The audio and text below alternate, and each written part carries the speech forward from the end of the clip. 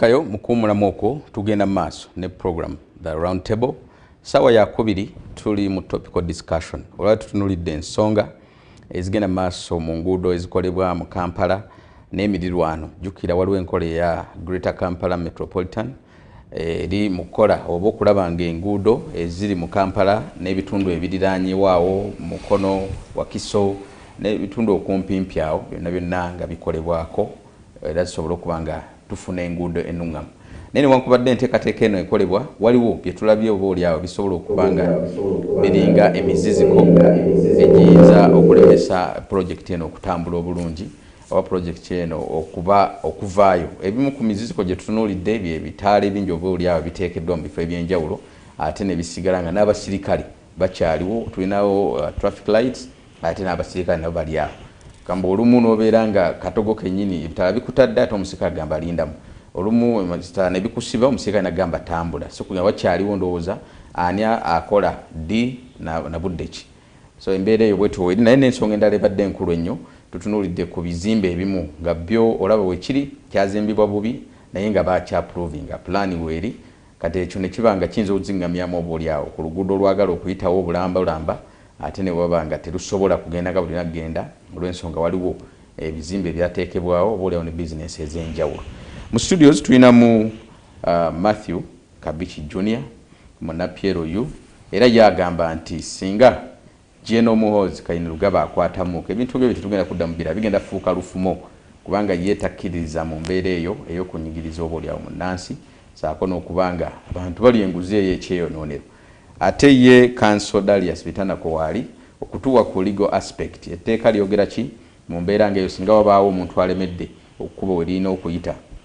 compensation yagifuna atya ye walina okubaawo eryanja ery'enjawulo esobola okuteekebwawo oluguudo lutambule bulungi awe tulira bwe twawumuridde twadde tumusabye atunnyonnyole mu mbeera ng'eyo nga waliwo ekizimbe kiyinza okuba nga oba oliawo kiteeberezebwa okuba nga kya munene nga bwe tuli eyo gye tutambula otuuka abantu ne bagamba wano nno kigambibwa nti ekyo ekizimbe kya munene mu gavumenti kyova olaba kyo baakireseewo mu mbeera ng'eyo etteeka lyogera ki awo kanso twatandikira wennyini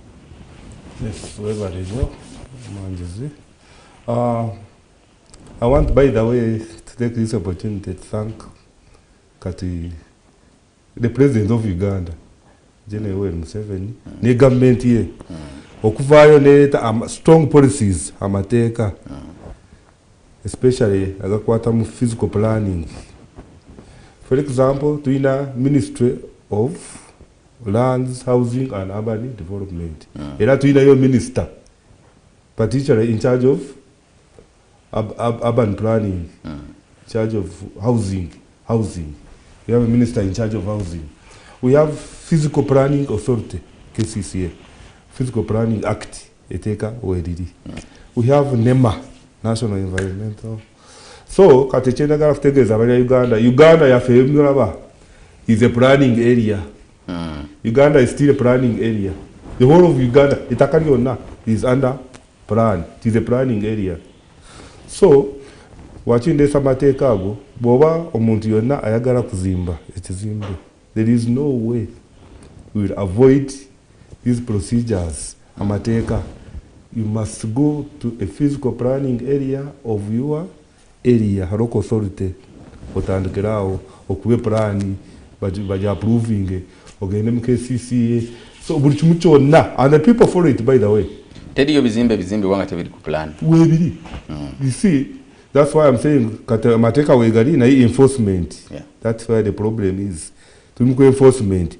Kati you see the problem ekintu kino kyogera ko nyo corruption muze mubi nyo kati wacho muntu ate muntu mwenene yo go minister go MP go muntu strong businessman no gamba nze nja kuzimba wano ate bantu bali nabo bamuleka bana bantu nabo who are in charge of that area kati kizimbe kya wechiri babakwate who approved that plan, which engineer allowed to construct such a building.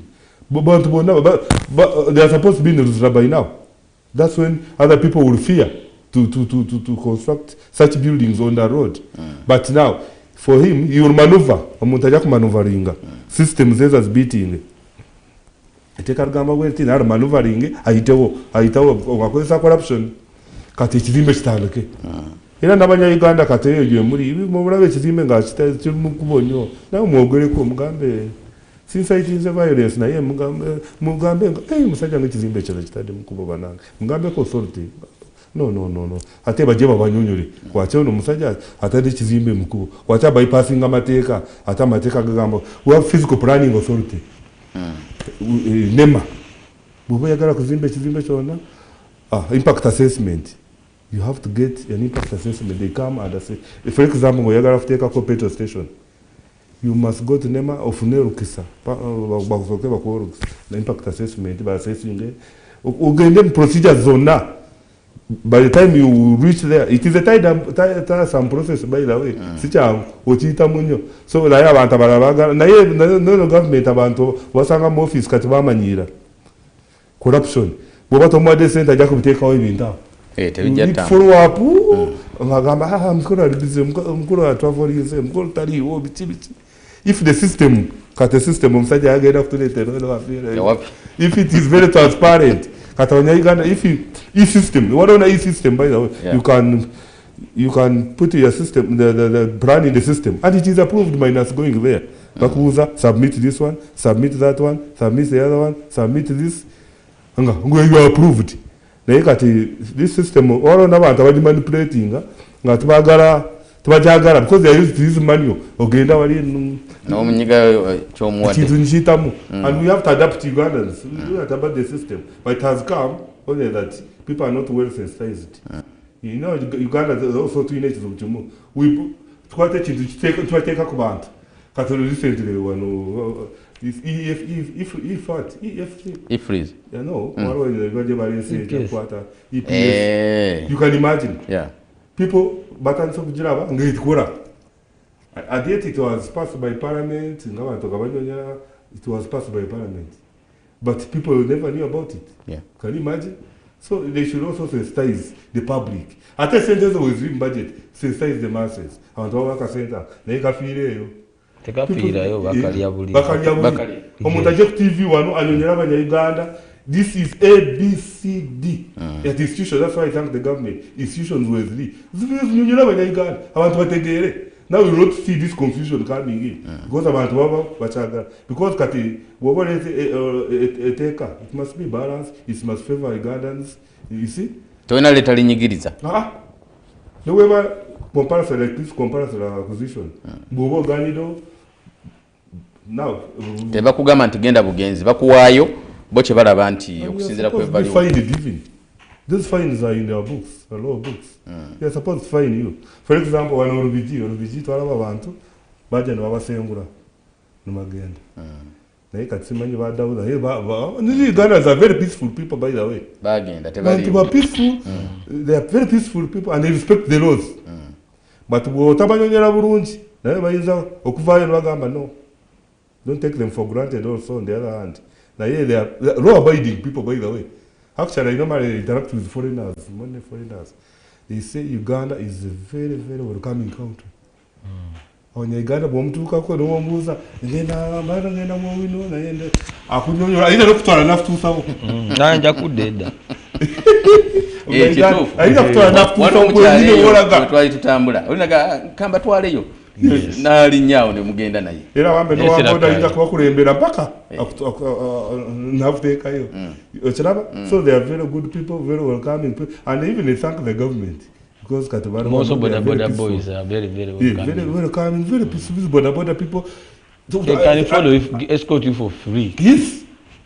Of course, now you just airtime. It's okay. It's not corruption. It is just, you see, the other problem we have here in Uganda. For example, like in these other countries, developed countries in the US. Now, for example, let's say, together, otede plan you, mu KCCA. Actually, tipping someone is not also corruption, by the way. People take it as corruption. It is tipping. Then how do you differentiate between tipping and corruption? That's what I'm saying. Like in the US, it is a system. I have tipping no waiter $100. Yeah. But here the people they use it in another way. That's Minister, physical planner, because it's in the children, you are saying, mugamba kwate mtwalo 10 milioni it is the same thing where the government tried to please member of parliament and other commissioners like Mpuga was given 500 million to tip in to appreciate for the role and people said it is a corruption. No, I think you need to define in the other, that's why I said how do you define corruption and tipping. People need to come on the media, the different media houses, then tell people this is supposed to be done like this. Which amount do we consider being corruption and tip? Like okay, for example, since you are brought him, of course, that's you are a leader of opposition in parliament, for God's sake. Yes. We hear that you have pocketed 500 million. That they are tipping you, thanking you. For what? It was a tip. That was very wrong, and I support. But you said I support Noop what it did. That was very, very wrong. Leader of opposition in parliament. Yes. Take away this parliament. That we hear that you have pocketed 500 million. For what?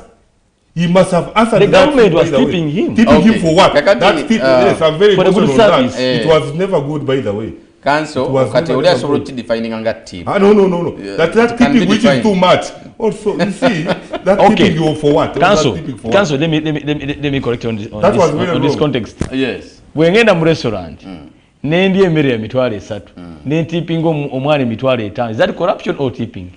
No, you see, it depends on the situation. What will read the million? No, so you come to five years tipping. Katiba tipping, read of opposition, buff tipping opposition. Or it is a Burundi parliament, or Burundi, or the Burundi government. How would the Burundi government? Yes. Government is by that tipping in the law. As we conclude on tipping, no, tipping that's tough. Lumuna ndimufo bisanyukirwa mara mu Kampala nga family bali bafumbo nze nali buomu nga tude ku meza yange ono abana basavinga baba na care nnyo bali mu kifo kijja kyogera wano olwamala omusajja nakwata emitwalo 5 nazo omwana mwala ono omukyala omumaka yasisika ku mwana nagamba omutipinga sente zonna omwazaaki so kibadembu za tipping alibadde sente mekalo 10-12 oba. It depends on where you tipping from. Where if you tip from parliament you are tipping 1 billion. That tipping needs to be investigated. Because the state is really pride. Sanzo Kabichi, wetuba tukomyewo ku nsonga egenda maaso mulamu ogaffe gwe tuliko. Tulabye nti waliwo ne company ezaffe ezaweereddwa obuvunaanyizibwa mu kukola enguudo zino. Kino kituwa essuubi nti kati batandise olicognizinga effort y'abaana abawano, then tetukyali kugamba nti bakyalina bokka be bali mu construction waba n'abaffe. Kyonosooka okumanya kati right now tulaba engineers bangi wano ng'abaana abana Uganda abasobye mu universities abezawano, universities ez'ebweru bakomyo ne idea mulala. Manyi kiringa bw'okwata omusambi ompya n'omutwalo ebungeza akumawo ne ideas ndala. Kati abaana bakomyo ne ideas mu mulembe guno gwa General Muhoozi nga zanjawulo muku. So therefore kati right now ke kaseera because abaana bajoininza amagye nga balina idea eno kati wali eri mabega baba lito kubagesisa basobola kola nabagamba yes you can use them. So zenja kwebaza president yoli Dr. Museveni ne government yo yonna wamu abakola ebirungi mu government yesina buli omu kozi muliboneka okumi okulaba right now tukosa abaana abafu bawano esente zino sisigale wano okusinga okwata $2 ozuwa omusajja Australia Japan naye bukwata $2 nosisasula company ezawano bana abaana bagenda developinga wano amahoteli bagenda simba wano amabichi bagenda simba wano amakolero ate sogola okulaba nga economy yaffe egenda ne expand nga nebeera wider. So nja kwebaza ekyo nase kwebaza na government ya Dr. Museveni ne mukulembese waffe ya Dr. Museveni okulaba ntino weebale kutukwata ng'omusade bwakwata abaana n'otulera okulaba nga kati emirimu gikomyewo ne Prime Minister Mama Nabanja is doing a great job ekyo n'okikkiriza balabe nga kampuni za wano kasita bana aleka abaana ne bakola emirimu giri other than giving someone a job.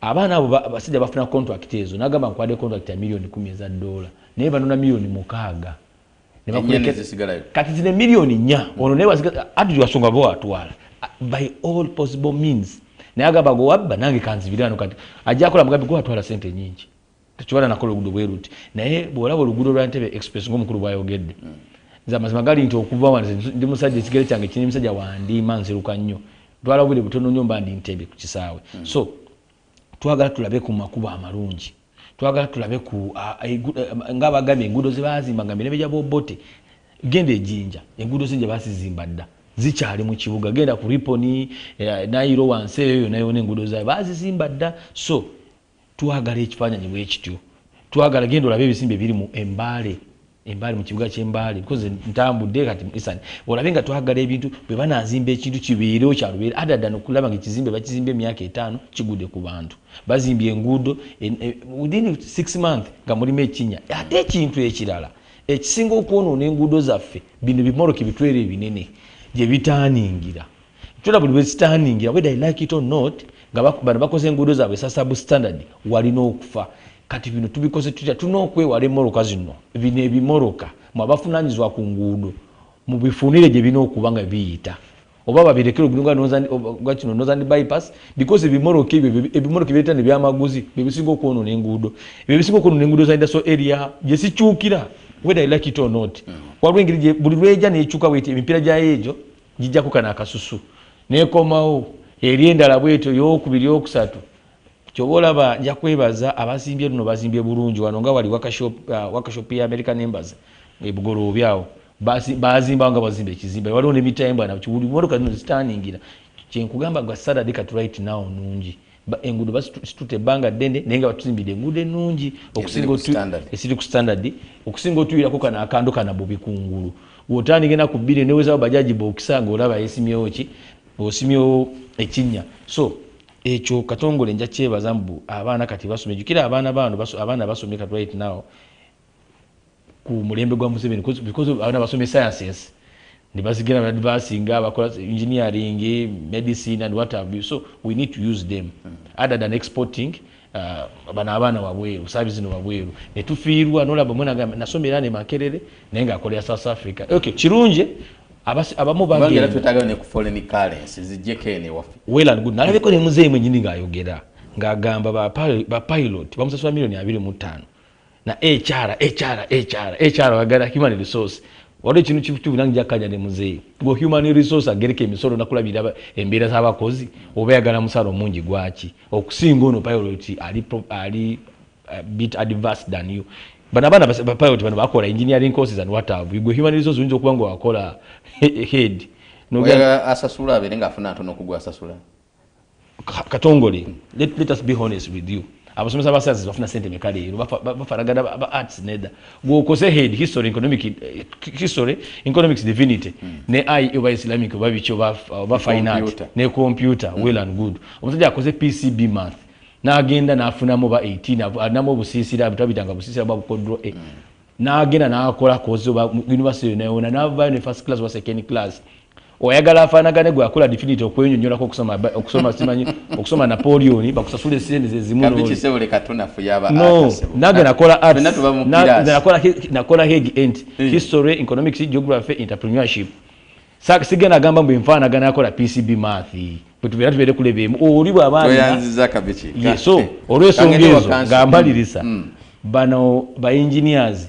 tukosaba n'abafuba wano esende sigale wano bakwade tugenda ku exporting labors wabweru nete tugamba bano labors nezo kugenda Dubai it's okay naye ziri professional okay. So council twagala tunyonyole tunakola tutya ku substandard work kubanga omukulu musabishoni ye alese ka scenario nti ayinza okubanga project ya $10 million naye ezifuluma okukola neziba mukaaga ennya nezibako wezibulira kitegeeza omukaaga gwe gukola tegugenda kola batwala mukaaga ennya zezikola kati kwenya zibasigazi zona akozako ne 2 kati ndozo olaba project tugimanyi ya gundi 10 milioni 10 nyaze ezikoze 2 zeziri mu actual so kati ebyo tusobola tutya okubimalawo ye kirekawa emirimu gino egikolebwa yes PPDA public procurement and disposal of public assets it actually or mateka manji the process you follow it is very exhaustive by the way kana mateka zinaga somehow kweno DC wali PPDA week my friend it is too much oyile mtendera joita mu minji nyonyo waro wabatomatide nojula it is too much so kati nawe tuina abanya-Uganda wano abasomye abagenze kwegwera nibasoma nibakoma wano aho abagenze Makerere nibasoma nibakuguka nibaja wano era tulina n'abatechnocrats bano mu Uganda abagenda ne ba benchmarking. You go to Tanzania, you benchmark on the roads. Oraba ne bakola reports. You go to South Africa, South Korea, like South Korea for if you work on the road, and Singapore, like you go, yes, they give you a warranty 5-10 years on the road. Katwana warranty kanati. Yeah, which bill? So katiri ba warranty ya 5-10 years. Ngo kubo this standard. So corruption. Esente bwe bazakora milimo. Bwe batayega kujikora jireke. Why do you esente people it is okay, what was bwamu is kuro mulimo. That one is okay. Now it shouldn't exceed the money which is going to do the actual work. Yeah. If it is $10 million bill carries korebe is at 9 million musavu kore the actual work. But you see, that's why God yatwa maso. Turabe. You can see. Yes, chintu wetu churunji no gamba yeah, this is good. Era neteko ngati na abanyonyera echintu ngochecho. You see? So esente bwe bazize banya World Bank by the esente sizabwe. Some is to pay back, others is just a grant. So people get excited and the sente that but it's lack of proper accountability. Tuina accountability is lacking. It is manipulated. Yeah. Accountability. So but if there is a strong accountability of that money, reports nizivayo nebazibetinga sente bazileta abantu babuza ku bantu amakubo bagakora. Actually, I'm happy with the president today. I'm thanking him so much. Afusa kwa kade na atamburawo. Era nambura na rondora. No, na makubo gano. PDM, yes, it's okay. This is duty, constitutional duty. Na araba makubo ago. Na ye kwati waraba makubo na yogera ya. Abako kore kubo bantu warwa. Engineer wa, district engineer. Agenda onyonyera abantu. Agamba, okay. Nchukumawo. So if katibwa yongera nakora Kat really Council Academy. Now you see kati njagala kunyukiza abanya Uganda. Njagala kunyukiza abanya Uganda. There are 4 types of transport in Uganda. We used to be taught that one in primary. That is road what? Transport. You know to togera. Kati botumara ze wiki yona togera ku only road transport. Now there is what we call water transport. Kati water transport eyegetya ebigeriwe ebiri bikora. You see, if road network is working very well, we tuina water transport angekora bulunja ye rakinga nyo air transport bweteka ko wano road boy kanogamba ageze ko munyonyi abantu bona badawaka. For example, twaina international travel in the air. From here to Mbarara, from here to Soroti, from here to Arua. Is it working? What is the problem? Minister of Works can use a Uganda. Then what is the other one is what? Railway transport. Katibogenda konga mariza. Olwakadde kanso kankusalekaawo omukulu na yasibuli naye nga tweyanza nnyo enteese. So mudakiikemu.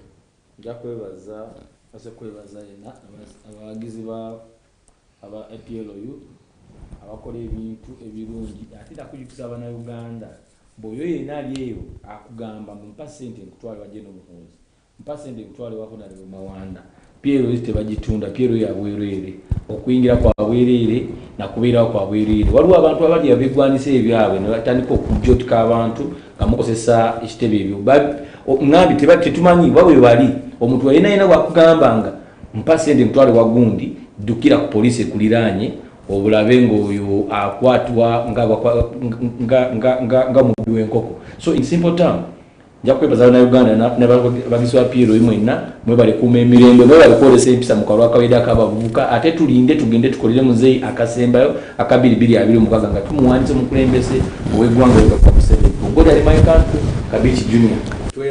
Tweyanzeege mwebale nnyo mwebale ddala ababaddeko omuganda wange Meya w'Erugazi Lutajjanika Emisi sebo message etuuse wano naye bagambye wasaze eddiiro kati wazzemu NRM nja kuleeta ndowooza otunnyonnyola ensonga eyo otunyonyola ebigendererwa lwaki oba oli awakoze ekyo naye nga webale obaddeko n'abalala bonna mwenna ababaddeko muzeeyi abaddewo nnyo n'omukulu Keith ku kamera awo batukoze bulungi nnyo tugenda kuba tukusiibula producer Sara Kakoza tukoze bulungi nnyo naye nga njagala okujjukiza kwe tuli ku YouTube program osobola okubeera nga ogenda not following ku YouTube n'otekayo endowooza yo n'oteesa naffe osobola okugoberera bw'obaako k'oyagala okunnyonnyoka okatayipingayo n'osobola okubeera nga atoddibwamu YouTube kwe tuli Facebook wonna wonna osobola otugoberera programu eno n'oddamu n'ogiraba oteekamu Rest TV Uganda n'otambula naffe maliza nkujjukiza Kansanga Miracle Center ekutuusako omusumba Lee owa Korea ono nava mu buweereza obumanyiddwa nga African Worldwide Ministries